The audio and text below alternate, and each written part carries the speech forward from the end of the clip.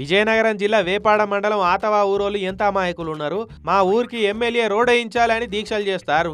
ఎమ్మెల్యేగా గెలిచింది మీ ఊరికి రోడ్ వేయించుతందుక చెప్పురి. ఏందో ఎమ్మెల్యేలను ఎన్నడ అర్థం చేసుకుంటారో ఈ జనాలు. ఎమ్మెల్యే గారు ఏమయ్యా మా ఊరు రోడ్డు సంగతి అనుకుంటా ఎస్కోట ఎమ్మెల్యే కోళ్ళ లలిత కుమారి మేడం కారుకు అడ్డం తిరిగిర్రు ఇట్లా జనాలంతా.